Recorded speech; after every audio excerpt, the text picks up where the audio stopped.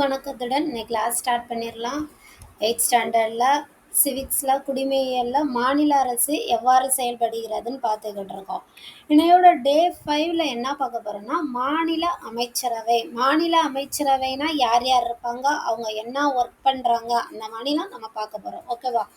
Previous கிளாஸில் நம்ம என்ன பார்த்தோம், ஆல்ரெடி எப்பயும் நம்ம என்ன பண்ணுவோம், கிளாஸ் ஸ்டார்ட் பண்ணுறதுக்கு முன்னாடி லாஸ்ட் கிளாஸில் என்ன பார்த்தோம், ஜஸ்ட் ரொம்ப பார்க்காம ஒரு கிளான்ஸ் மட்டும் பார்த்துட்டு வந்துடலாம். ஜஸ்ட் ஒரு ரீகால்.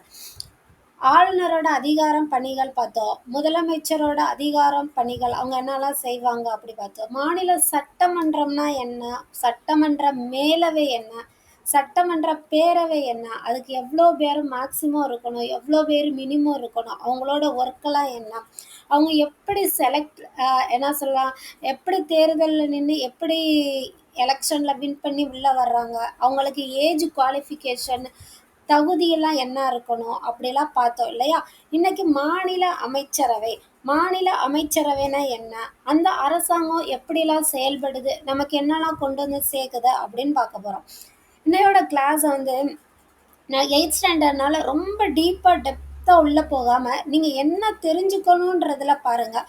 புக்கை வந்து மனப்பாடம் பண்ணாதீங்க. மேக்ஸிமம் மனப்பாடம் பண்ணால் நமக்கு எக்ஸாம் ஹாலில் மறக்க தான் செய்யும். ஸோ அண்டர்ஸ்டாண்ட் பண்ணி படிங்க. அண்டர்ஸ்டாண்ட் பண்ணி படிக்க படிக்க உங்களுக்கு கோர்வையாக அடுத்தடுத்து என்ன அப்படின்னு இருக்கும். ஒரு முதலமைச்சர்னா முதலமைச்சரை பற்றி நீங்கள் முதலமைச்சர் கண்குள்ளே கொண்டு வந்துட்டு அவரோட இதுதான் அவரோட ரொட்டீனா, சரி ரைட் இப்படி தான் அவங்க செலக்ட் ஆகுறாங்களா, ஓகே இப்படிலாம் ஒர்க் அவங்களுக்கு இருக்கா, அந்த மாதிரி படிக்க ஆரம்பிக்கணும். சரியா, பார்க்கலாமா, ஸ்டார்ட் பண்ணலாமா. மாநில அமைச்சரவைனா என்ன அப்படின்னு பார்க்கணும். மாநில அமைச்சரவைனா இப்போ எலெக்ஷன் முடிஞ்சதா, லாஸ்ட் வீக் முடிஞ்சிருக்கு ரைட். இப்போ அதில் எந்த கட்சி பெரும்பான்மையாக, நான் சொன்னேன் இல்லையா 234 தொகுதி இருக்குன்னு. இப்போ இந்த 234 தொகுதியில் ஏதோ ஒரு கட்சி தான் மெஜாரிட்டியாக வருவாங்க இல்லையா. 234ல் பல்வேறு கட்சிகள் வந்து போட்டியிட்டாலுமே அதில் ஏதாவது ஒரு கட்சியில் இருக்க வேட்பாளர்கள் தான் நிறைய அந்த 234 தொகுதியிலேயே மெஜாரிட்டினா நிறைய 118 இடத்துக்கு மேலே, புரியுதா, 118 தொகுதிக்கு மேலே வெற்றி பெற அந்த ஒரு பெரும்பான்மையான கட்சியோட தலைவர் தான் முதலமைச்சராக என்ன செய்யப்படுவார், நியமனம் படுவார். அந்த முதலமைச்சர் அவர் சொல்கிற அந்த சட்டமன்ற ஜெயிச்சிருப்பாங்களா, ஒவ்வொரு தொகுதியிலையும் ஒரு வேட்பாளர் நின்று அந்த கட்சியில் ஜெயிச்சிருப்பாங்களா, அந்த பெரும்பான்மையான கட்சியில் அந்த உறுப்பினர்ல இருந்து அவர் அமைச்சர்களை தேர்வு செய்கிறார். இதையே ஆல்ரெடி பார்த்தோம். அந்த முதலமைச்சரோட பணிகளில் வரும். முதலமைச்சர் யாரெல்லாம் சொல்கிறாரோ அவர் தான் அமைச்சராக தேர்வாவாருன்னு நம்ம பார்த்தோம் லாஸ்ட் கிளாஸில் இல்லையா. ரைட்டு. முதலமைச்சர் வந்து ஒவ்வொரு துறைக்கும் வந்து ஒரு அமைச்சரை வந்து நிர்வகிப்பார். இந்த கல்வித்துறைக்கு இவங்க, பொதுப்பணித்துறைக்கு இவங்க, அப்படி சொல்லி போக்குவரத்து துறைக்கு இவங்க, ஒவ்வொரு துறைக்கும் ஒவ்வொரு அமைச்சரை நியமிப்பாங்க. முதலமைச்சரும் இப்படி ஒவ்வொரு துறைக்கு நியமனம் பண்ண அமைச்சர்களும் இருப்பாங்கள, இவங்கெல்லாம் சேர்ந்த அமைப்பு தான் மாநில அரசாங்கம். மாநில அரசாங்கம்னா உங்களுக்கு கிளியரா புரியுதா. ஒரு முதலமைச்சர் அவர் தேர்வு செய்கிற துறை அமைச்சர்கள், துறை மீன்ஸ் அந்த மாநில என்ன சொன்ன போக்குவரத்து துறை, கல்வி அமைச்சர், பார்த்துருப்பீங்கள கல்வி அமைச்சர், அந்த மாதிரி ஒவ்வொரு துறைக்கும் ஒவ்வொரு அமைச்சர் இருப்பாங்க. இவங்கெல்லாம் சேர்ந்ததான் இந்த மாநில அரசாங்கம். ஆல்ரெடி சொன்ன மாதிரி தான் பெரும்பான்மை எந்த கட்சி மெஜாரிட்டியாக ஜெயிச்சு வர்றாங்களோ அவங்க தான் ஆட்சி அமைக்க முடியும். சரி ரைட்டு, இதுதான் மாநில அரசாங்கம் பார்த்தாச்சு. மாநில அமைச்சரவைனா அதுதான். அவங்க என்னெல்லாம் செயல்படுத்துவாங்க, மாநில அரசாங்கத்தோட செயல்பாடுகள் என்ன, அவங்க என்னெல்லாம் செயல்படுறாங்க அப்படின்னு பார்த்தோம்னா, இப்போ வின் பண்ணுறாங்க இல்லையா, தேர்தலில் வெற்றி பெற்று சட்டமன்ற உறுப்பினர் ஆகுறாங்க. இவங்க அந்த சட்டமன்ற கூட்டம் நடக்குதுல, அந்த கூட்டத்தில் கண்டிப்பாக கலந்துக்கணும். இந்த சட்டமன்ற கூட்டத்தொடர் வந்து எப்போ நடக்குன்னு பார்த்தோம்னா, சட்டமன்றம் வந்து ஆண்டுக்கு 2 இல்லைன்னா 3 முறை தான் கூடும். அந்த 2 அல்லது 3 முறையில் இந்த சட்டமன்ற உறுப்பினர்கள்லாம் போய் அதில் பார்ட்டிசிபேட் பண்ணணும். அங்கே என்ன பண்ணுறாங்கன்னா சட்டங்களை இயற்றுவது, நம்ம மாநிலத்துக்கான சட்டங்கள், ஒவ்வொரு சட்டம் இருக்கு இல்லையாப்பா, வரி போடுறதுல இருக்கட்டும், நம்மளோட போக்குவரத்தில் இந்த மாதிரிலாம் பண்ணணும், இந்த மாதிரி ஒவ்வொரு சட்டம் இருக்கு இல்லையா, நீ சட்டத்தை மீறி செயல்படுறா அப்படின்னு சொல்லுவாங்களா, அந்த ஒவ்வொரு சட்டத்தையும் இயற்றுவது எதுனா சட்டமன்றம் தான். சட்டமன்றத்தோட முக்கிய பணி என்னன்னு கேட்டாங்கன்னா சட்டங்களை இயற்றுவது. இந்த சட்டங்கள் எது தொடர்பா இயற்றாங்கன்னு பார்த்தோம்னா, 2ஆ பிரிச்சு வச்சிருப்பாங்க. ஆக்சுவலா 3ஆ பிரிச்சு வச்சிருப்பாங்க. ஆனா, நமக்கு இப்ப வந்து 2 இத தான் அந்த சட்டமன்றம் வந்து இயற்றுது. மாநில பட்டியல் மற்றும் மத்திய பட்டியலில் உள்ள துறைகள் தொடர்பாக சட்டத்தை இயற்றலாம். என்னது? மாநில பட்டியல்ல உள்ள துறையிலயும், மத்திய பட்டியல்ல உள்ள துறைகள்லயும் சரியா? அத 2 தொடர்பா சட்டத்தை இயற்றலாம். நெருக்கடி நிலைன்னா எமர்ஜென்சி டிக்ளேர் பண்ணிடுவாங்கல்ல, அந்த சமயத்துல மட்டும் சட்டமன்றத்தினால சட்டத்தை இயற்ற முடியாது. சட்டம் இயற்றும் அதிகாரத்தை பயன்படுத்த முடியாது. எதுனா இந்த நெருக்கடி சுச்சுவேஷன், எமர்ஜென்சி சுச்சுவேஷன் வந்து டிக்ளேர் பண்ணுவாங்க, அந்த சமயத்துல மட்டும் பண்ண முடியாது.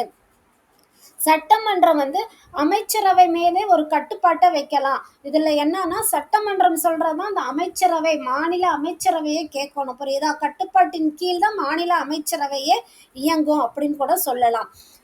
சட்டமன்றத்திற்கு மாநில அமைச்சரவை இருக்காங்களா, அதாவது இந்த தேர்ந்தெடுக்கப்பட்ட முதலமைச்சரோ அவரோட துறை அமைச்சர்கள் இருப்பாங்களே, இவங்க வந்து சட்டமன்றத்திற்கு பொறுப்பாகவும், சட்டமன்றம் என்ன கொஸ்டின் கேக்குதோ அதுக்கு வந்து அவங்க பதில் சொல்லவும் கடமைப்பட்டிருக்காங்க. புரியுதா? இப்ப சட்டமன்றம் கூப்பிட்டு இதை ஏன் இந்த சட்டத்தை எது பண்றீங்க, இதை ஏன் பண்ணீங்கன்னு கேட்டா அதுக்கு அந்த மாநில அமைச்சரவை வந்து பதில் சொல்லித்தான் ஆகணும். பதில் சொல்லாம இருக்க முடியாது. ரைட். இப்ப இந்த அமைச்சரவையில வந்து நமக்கு மாநில சட்டமன்றத்துக்கு திருப்தி இல்ல, இந்த அமைச்சரவை சரியா செயல்படல அப்படின்னு அவங்க நினைக்கும் பட்சத்துல நம்பிக்கையில்லா தீர்மானம் கொண்டு வருவாங்க. நம்பிக்கையில்லா தீர்மானம் கொண்டு வந்து அதை கலைக்கவும் உங்களுக்கு அதிகாரம் இருக்கு. நிதி மசோதா இது வந்து ரொம்ப இம்பார்ட்டன்ட் லைன், இதை கவனிங்க. நிதி மசோதாவை சட்டமன்றத்தில் மட்டுமே கொண்டு வர இயலும். நிதி மசோதா இருக்கு இல்லையா, அதை வந்து சட்டமன்றத்துல மட்டும்தான் இயற்ற முடியும். சட்டமன்றத்தோட அனுமதி இல்லாம வரி விதிக்கவோ, அதிகரிக்கவோ, இல்ல அந்த வரிய குறைக்கவோ, இல்ல இந்த வரி வேணான்னு விலக்கி கொள்ளவோ முடியாது. வரி விதிக்கிறாங்களா, இப்ப டாக்ஸ் பண்றாங்க, டாக்ஸ் எதுக்கெடுத்தாலும் டாக்ஸ் டாக்ஸ் டாக்ஸ் அப்படிதானே?